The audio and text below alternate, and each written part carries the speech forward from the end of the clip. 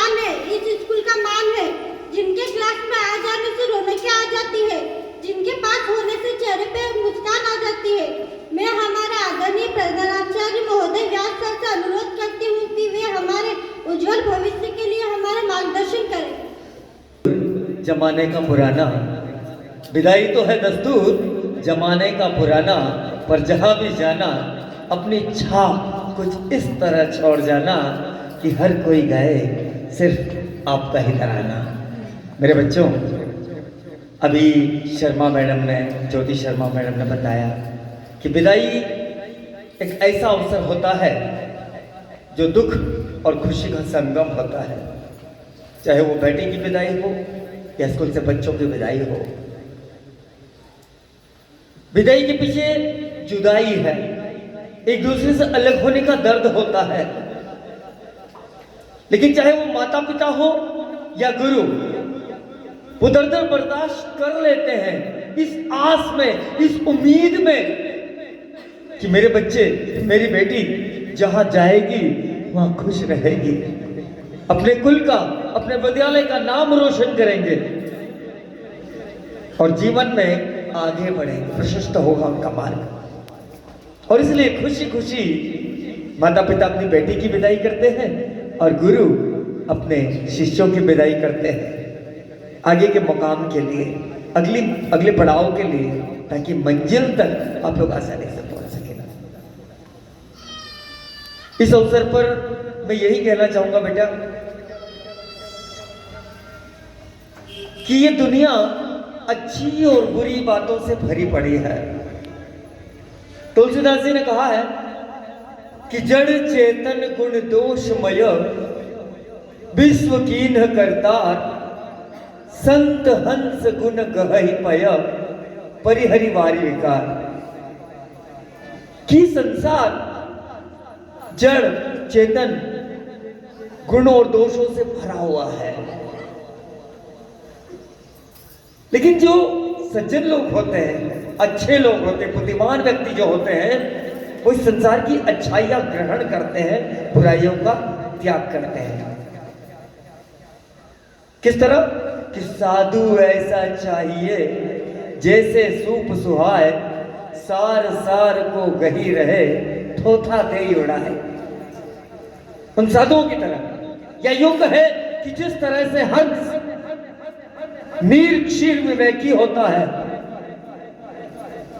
अगर हंस के सामने कहा जाता है कि हंस के सामने दूध और पानी मिलाकर रख दिया जाए तो वो उसमें से दूध को ग्रहण कर लेता है और पानी को छोड़ देता है।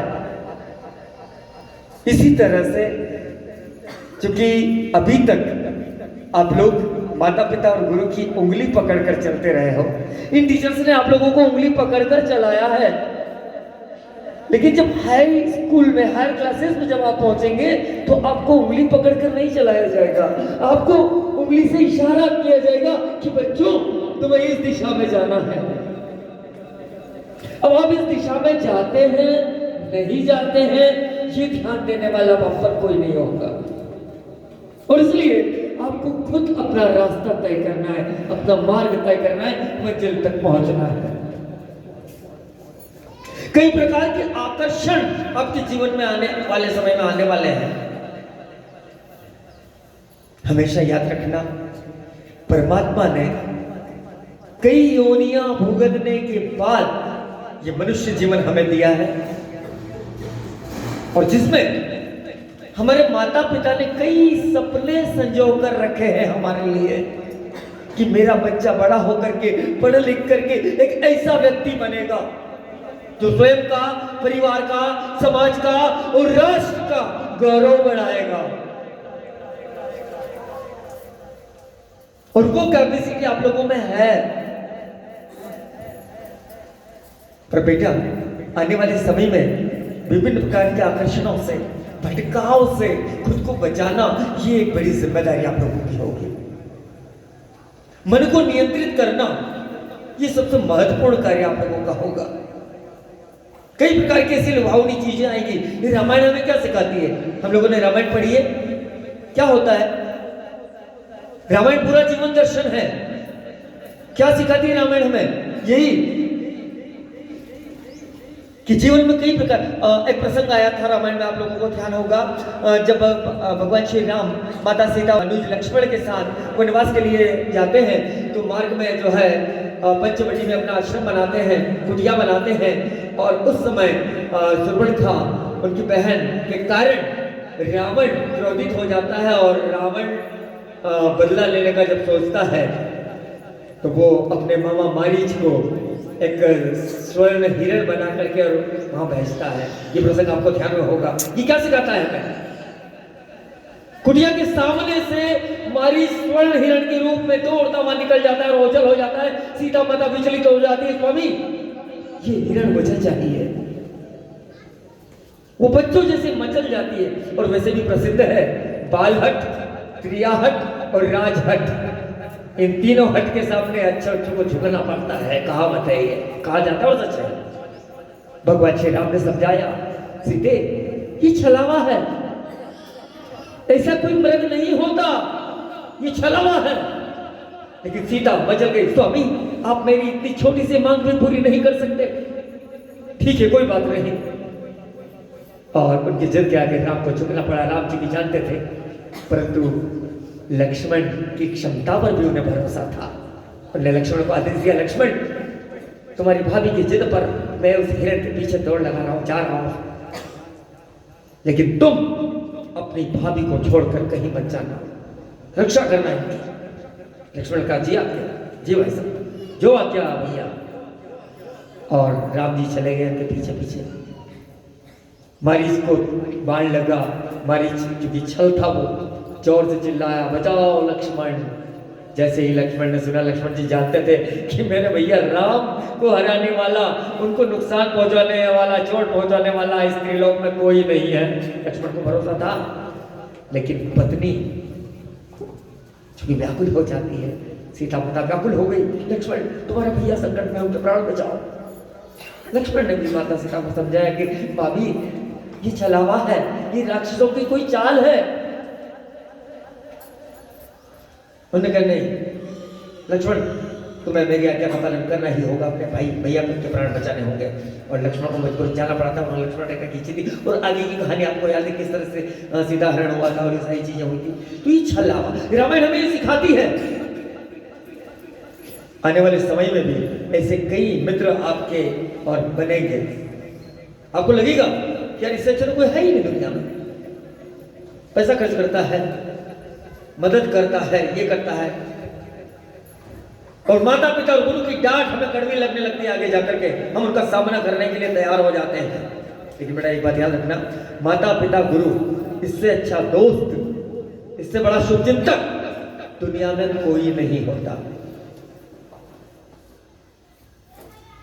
जब भी कहीं ऐसी स्थिति बने तो अपने माता पिता के चेहरे अपने मस्तिष्क में ले आना। मुझे अपनी माँ के सपनों को पूरा करना है, मुझे अपने पिता के सपनों को पूरा करना है, मैं मेहनत करूंगा। क्योंकि बेटा विद्यार्थी जीवन, मैंने पहले भी कहा है, ये 10-11 वर्ष आपके विद्यार्थी जीवन के निकल चुके हैं। High school, higher secondary, college, और जो भी आपका लक्ष्य है, 5-7 साल 8 साल और बचे हैं बस। मैं हमेशा समझाता रहा हूं कि यदि आप 80 वर्ष का जीवन जीते, 70 वर्ष का जीवन जीते हैं, तो भी आपका कितना समय निकला है? एक लंबा समय पारिवारिक जिम्मेदारियों के साथ आपको व्यतीत करना है, जीना है। तो या तो विद्यार्थी जीवन में आप पूरा आनंद ले लीजिए, माता पिता की छत्र छाया में हैं हम, माता पिता के खर्चों पर हम खूब आनंद कर सकते हैं। लेकिन जब हमारे कंधे पर जिम्मेदारी आएगी, खुद की, परिवार की, समाज की और राष्ट्र की, तब क्या होगा ये सोचना हमेशा। तो या तो ये 5-7 साल खूब आनंद ले लो और बाद का जीवन नर्क जैसा होगा, या इन 5-7 साल में मैं क्या पहनता हूँ, क्या खाता हूँ, कैसा रहता हूँ, कैसा लगता हूँ, कैसा दिखता हूँ, इन सारी बातों की परवाह छोड़कर सिर्फ और सिर्फ अपने माता पिता के सपनों को पूरा करने में लग जाना। तो फिर वो भविष्य 5-7 साल यूं निकल जाएंगे, लेकिन इसके बाद का जो जीवन होगा उसमें सम्मान होगा, पैसा होगा, यश कीर्ति होगी और आनंद ही आनंद होगा। तो आप कैसा जीवन चुनना चाहते हैं ये आप पर निर्भर करता है। क्योंकि उंगली पकड़कर चलाने वाली शिक्षिकाएं गीतांजलि के बाद अब आप लोगों को नहीं मिलना है। लेकिन हाँ, ये विश्वास दिलाता हूं मैं, क्योंकि गुरु और शिष्य का संबंध जीवन भर का होता है। ऐसा नहीं कि आपने टीसी निकाल लिया और आपका हमारा संबंध खत्म।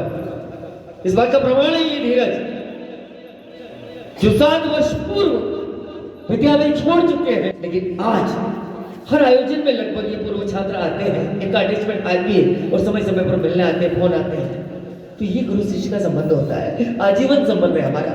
24 घंटे में से किसी भी समय आप हमारे घर का दरवाजा खटखटा सकते हो, हमें कॉल कर सकते हो और किसी भी समय बिना सूचना के आप विद्यालय आ सकते हो। हम आपके लिए हमेशा तत्पर हैं, तैयार हैं। जीवन के किसी भी मोड़ पर हमें स्मरण करना, याद करना, हम आपके साथ हैं।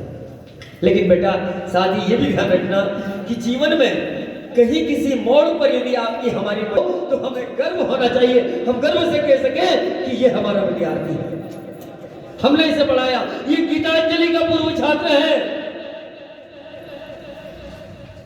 न कि हमें संकोच वश कहना पड़े कि अफसोस, दुर्भाग्य से कहना पड़ रहा है कि ये गीतांजलि में पढ़ता था। ऐसे मत करना। और आप भी गर्व के साथ आकर के हमें मिले, न कि छुपे। तो उसके लिए बेटा अपने मन पर नियंत्रण करना है, आप लोगों को आगे बढ़ना है। और फिर देखिए, पढ़ाई का रास्ता कठिन जरूर है, लेकिन जो मंजिल होती है ना, वो बहुत खूबसूरत होती है। और भटकाव के जो रास्ते होते हैं ना, वो बहुत खूबसूरत होते हैं। भटकाव के रास्ते बहुत खूबसूरत है, लेकिन मंजिल बड़ी डरावनी, भयानक, खतरनाक होती है, जिसमें गर्त के अंधेरों में व्यक्ति खो जाता है। तो ये कोई जीवन है क्या? शांत से जीना है। तो हमारी शुभकामनाएं आपके साथ है। और जीवन में कहीं भी कठिनाइयां आए, मन कमजोर होने लगे, how can I do this, मैं कैसे कर सकता हूं, मुझे नहीं होगा, तब स्वामी विवेकानंद जी की वो लाइन याद कर लेना बेटा। मैं हमेशा स्मरण करता हूं कि होता है जो होने दो, यह पौरुषहीन कथन है।